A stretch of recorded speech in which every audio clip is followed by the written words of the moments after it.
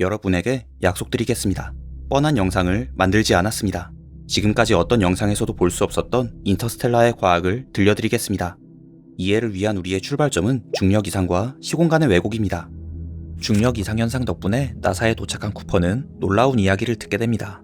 쿠퍼가 악몽에 시달렸던 추락사고와 각종 이상현상의 원인은 강력한 중력 때문이었고, 그 중력의 근원은 토성 근처의 시공간의 왜곡에서 발생한다는 것이었죠. 인터스텔라 스토리의 핵심은 바로 이러한 시간과 공간의 왜곡입니다. 그런데 시공간의 왜곡은 대체 무엇이며 중력과 무슨 관계가 있는 것일까요? 우리는 학교에서 중력이란 서로를 끌어당기는 힘이라고 매우 단순하게 배웁니다.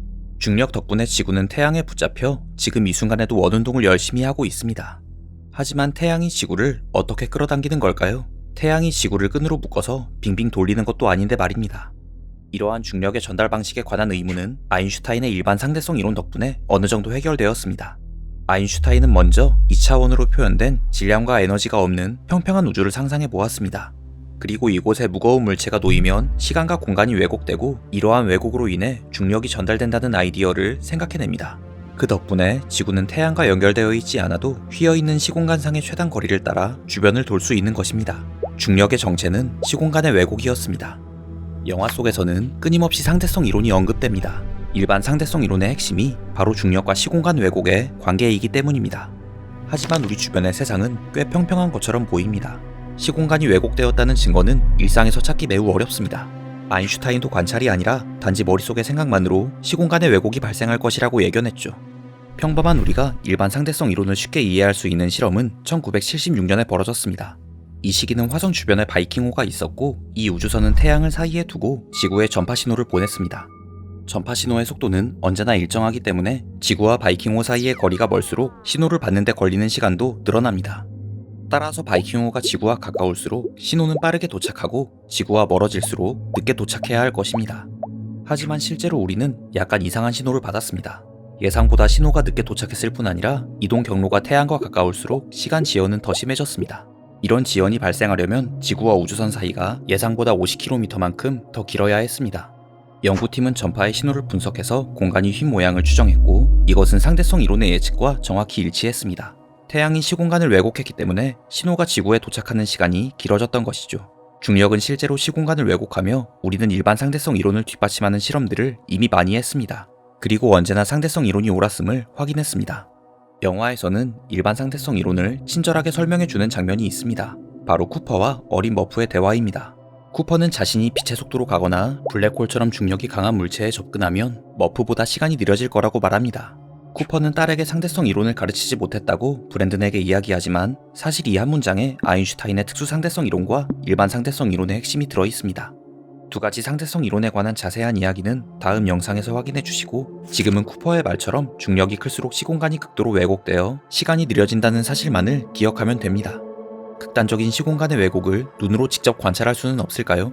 아마 영화를 보신 여러분 모두가 이 답을 알 것입니다. 바로 블랙홀입니다. 매우 무거운 질량을 가진 별이 자신의 연료를 다 태우고 나면 스스로의 중력을 이기지 못하고 안으로 수축하기 시작합니다. 그리고 최후의 일격이 가해집니다. 결국 엄청난 질량이 말 그대로 한 점으로 뭉치며 시공간이 극단적으로 왜곡됩니다. 이 과정이 지나면 시공간은 그 공간 자체가 가진 휭 에너지에 의해 왜곡이 유지됩니다. 질량과 에너지는 등가이기 때문입니다. 이것이 블랙홀의 생성 과정입니다. 이렇게 만들어진 블랙홀은 질량과 회전에 매우 단순한 두 요소만이 남습니다. 따라서 블랙홀의 질량과 회전 속도만을 알 수 있다면 상대성 이론으로 블랙홀의 모든 속성을 도출할 수 있습니다. 학자들은 이러한 블랙홀의 단순함을 블랙홀은 털이 없다는 말로 표현합니다. 그러나 블랙홀의 막대한 중력은 우리의 일반적인 이해에서 크게 벗어나는 두 가지 개념을 만들어냅니다. 그것은 영화에도 끊임없이 언급되는 사건 지평선과 특이점입니다. 블랙홀 주변의 시공간은 극도로 왜곡되어 있기 때문에 블랙홀과 가까워지는 특정한 시공의 경계에서는 그 어떤 것도 블랙홀의 밖으로 탈출할 수 없게 됩니다. 오로지 안쪽으로 빨려 들어가기만 할 뿐이죠. 이 경계가 바로 사건 지평선입니다. 이러한 구속력의 원인은 역시 블랙홀이 가진 시공간의 굴곡 때문입니다.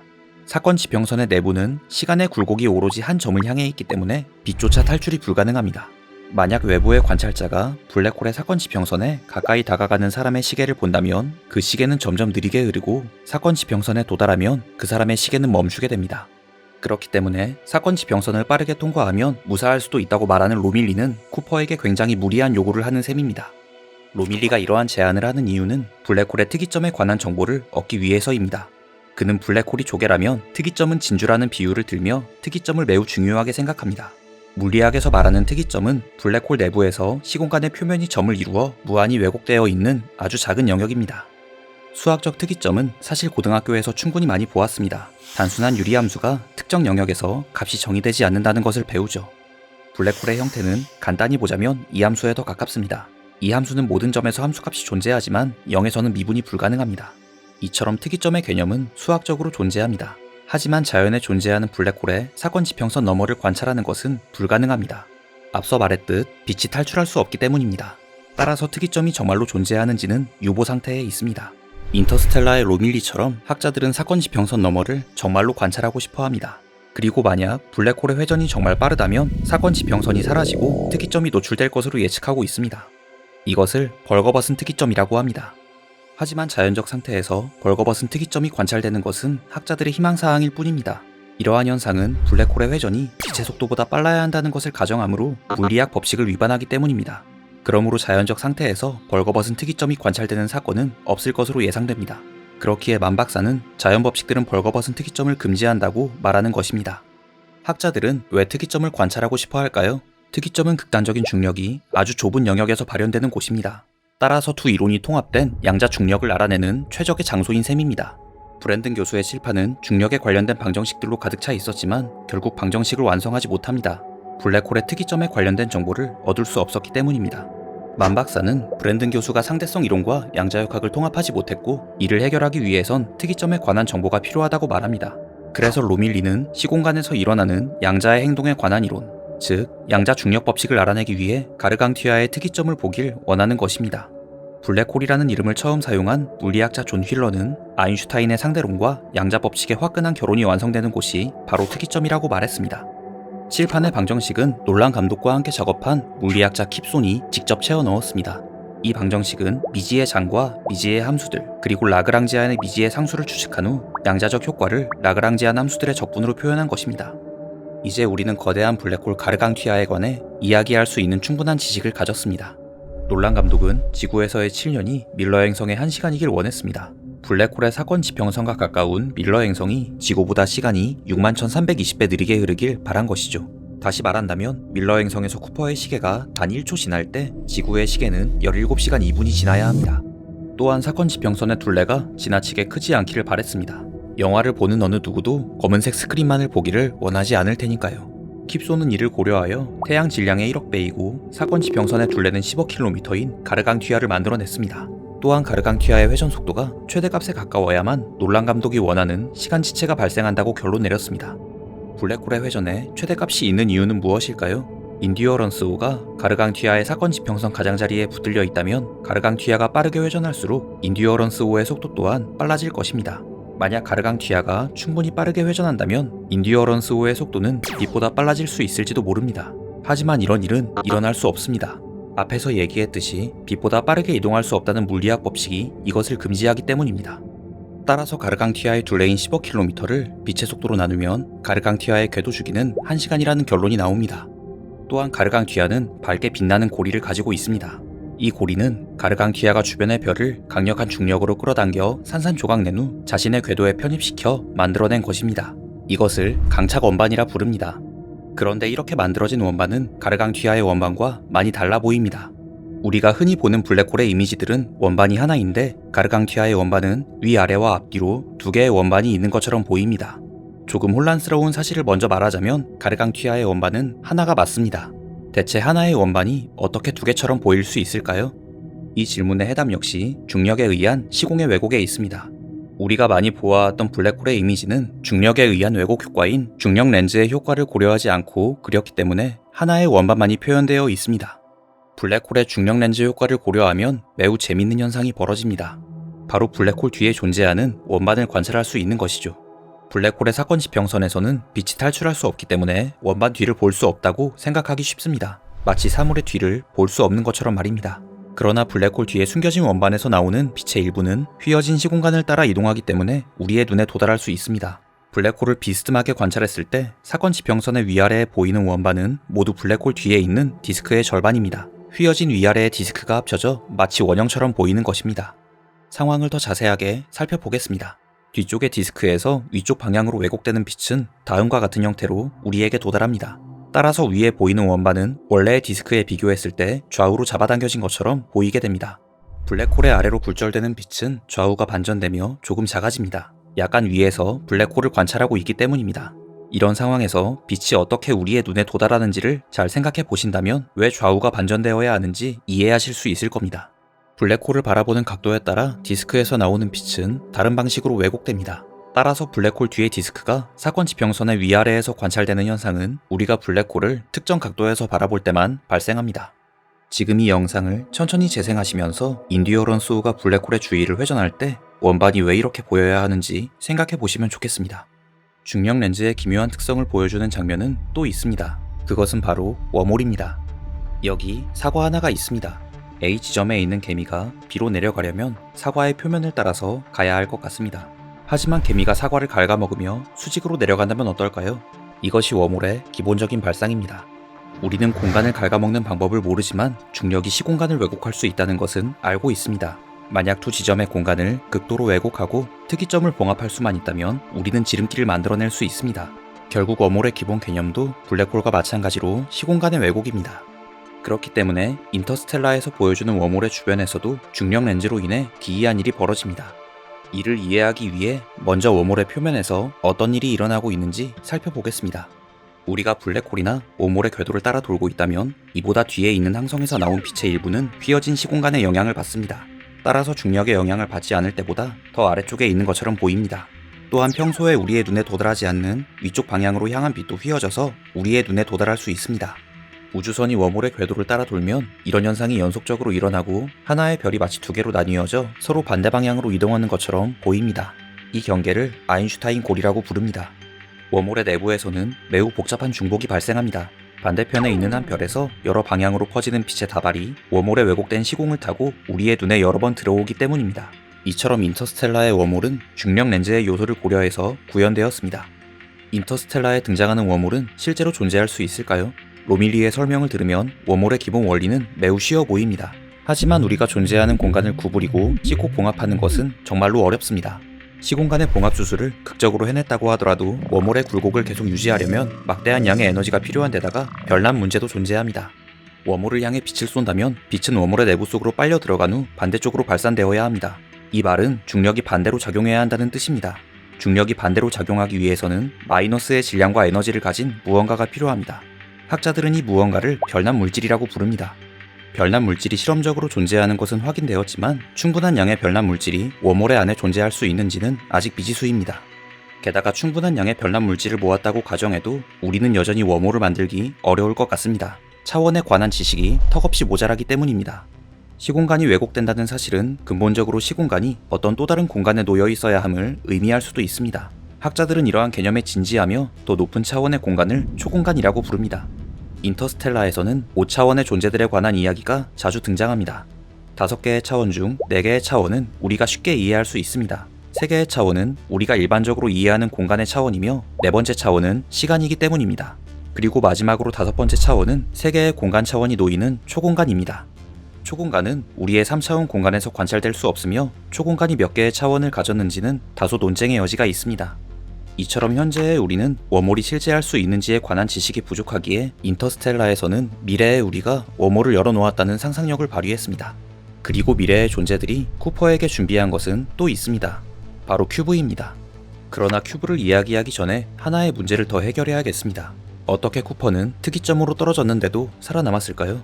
엄청난 중력에 의해 우주선과 사람의 몸이 붕괴되어야 하는 것이 맞지 않을까요? 사실 학자들은 블랙홀 내부에 서로 다른 형태의 특이점이 3개 존재할 수 있다고 추측합니다. 그중 첫 번째는 BKL 특이점입니다.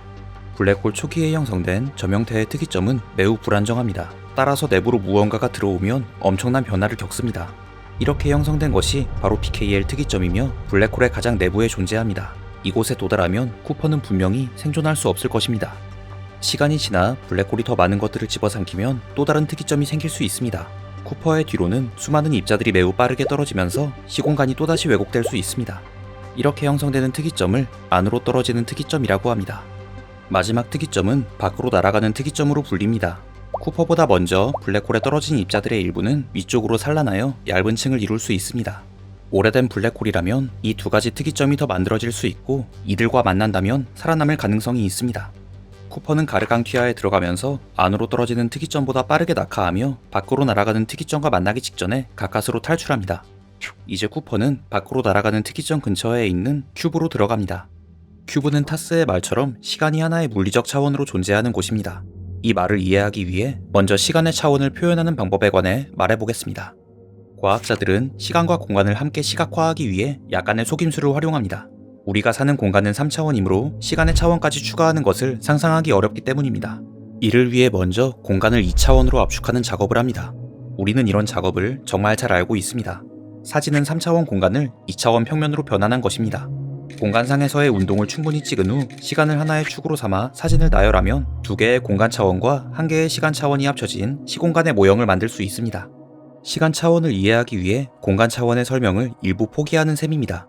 그런데 여러분은 재생되는 동영상을 보고 있으니 이 모형이 반드시 멈춰 있을 필요는 없을 것 같습니다. 이것을 재생되는 3차원 시공간이라고 제 맘대로 불러보겠습니다. 그리고 큐브는 더 높은 차원의 시공간이 재생되고 있습니다. 하지만 조금 복잡하고 어지럽게 작동하는 것처럼 보입니다. 그렇지만 사실 높은 차원의 수학적 모델을 만드는 것은 매우 단순한 절차만을 가집니다. 점은 0차원으로 불리며 이 점을 이동시키면 선이 만들어집니다. 이것이 1차원입니다. 1차원의 선분은 양끝에 0차원의 점 2개를 가집니다. 1차원의 선분을 다른 축의 수직으로 이동시키면 2차원 면이 만들어집니다. 그리고 2차원의 경계엔 1차원 선분 4개가 존재합니다.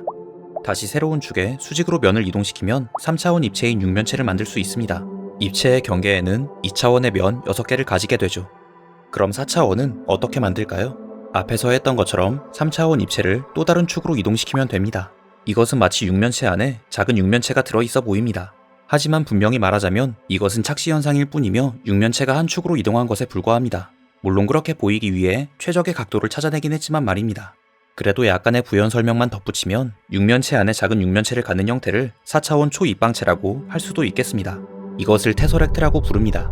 4차원 초입방체에 관한 자세한 이야기는 다음으로 남겨두도록 하겠습니다. 앞서 보았던 차원의 규칙에 따라 테서렉트의 경계에는 3차원 입체 8개가 존재해야 합니다. 지금 잠시 영상을 멈추고 8개의 육면체를 찾아보는 것도 재미있을 겁니다. 8개의 육면체를 모두 찾으셨나요? 테서렉트를 해체해보면 이렇게 8개의 육면체가 보입니다. 이제 다시 인터스텔라의 큐브로 돌아가겠습니다. 쿠퍼는 3차원의 존재이므로 4차원의 테서렉트에 떨어지면 반드시 8개의 입체 중 한 곳에만 존재해야 합니다. 여기에서 쿠퍼는 방향을 조금만 틀어도 다른 3차원 공간에 있는 머프를 6가지 방법으로 관찰할 수 있습니다. 바로 지금 이 장면처럼 말입니다. 이 장면은 쿠퍼가 뒤를 돌아 F 방향으로 머프를 본 것입니다. 영화에서는 대상을 관찰할 때 통과해야 하는 중간의 입체를 제거하여 단순하게 표현했습니다. 쿠퍼의 3차원 육면체 주변에 머프가 보이는 6개의 공간 방향을 붙인 것이죠. 그리고 또다시 2개의 시간축으로 머프의 방을 배열합니다. 지금 이 장면은 방의 일부만을 나타낸 것이지만 영화에선 꽉 채운 방을 보여주는 장면도 있습니다. 따라서 쿠퍼는 다른 시간대의 머프가 존재하는 정육면체들 사이를 대각선으로 이동하며 과거와 미래를 오갈 수 있습니다. 이것이 타스가 말한 시간의 물리적 차원이자 브랜든이 언급했듯 5차원의 존재에게 시간이란 내려가거나 올라갈 수 있는 협곡이라는 말의 의미입니다. 시간여행에 관한 논란의 사유는 결국 테넷으로 이어집니다. 큐브에 있는 수많은 선들은 방 안에 존재하는 모든 입자들의 세계선입니다. 세계선에 관한 내용은 제 영상에서 확인하실 수 있습니다. 쿠퍼는 책과 시계에 세계선 다발을 때려서 중력을 만들어내고 그 중력이 과거의 머프에게 도달합니다. 우리는 인터스텔라를 통해 블랙홀과 웜홀 그리고 차원에 관한 많은 이야기를 할 수 있지만 영화의 핵심은 그저 최신의 과학을 아름답게 보여주는 것이 아닌 것 같습니다. 우리는 과거에 큰 역사적 도약을 이루어냈습니다. 달에 발자국을 남기고 존재의 본질에 관한 탐구가 이루어졌습니다. 그리고 생명공학은 굶주린 인류를 구원하고 많은 질병들로부터 우리를 해방시켰습니다. 그것이 쉬운 일이어서가 아니라 어려웠기 때문입니다. 기초과학에 대한 관심과 투자는 계속되어야 합니다. 달 음모론과 백신 반대와 같은 반지성주의에 속하는 의견을 진지하게 받아들이기엔 우리 앞에 놓인 위기가 너무나 큽니다. 위기를 돌파하려면 우리는 우리 자신과 세상을 더 잘 알아야 할 필요가 있습니다. 이것은 모두의 목표이자 유니버스의 목표이기도 합니다. 그리고 우리 각자에게는 현재를 더 낫게 만들기 위해 노력하는 것을 넘어 미래의 세대를 위해 많은 것들을 마련해야 하는 의무를 갖고 있습니다. 브랜든의 말처럼 시공간을 뛰어넘는 것은 중력만이 아니라 사랑도 그렇기 때문입니다. 위니버스가 만드는 콘텐츠들이 세상을 아주 조금이라도 변화시킬 수 있다고 동의하신다면 멤버십과 후원으로 영상 제작에 함께 참여하실 수 있습니다. 영상 제작에는 많은 카페인이 필요합니다. 이 영상은 2020년 정부의 재원으로 한국과학창의재단의 지원을 받아 수행된 성과물입니다.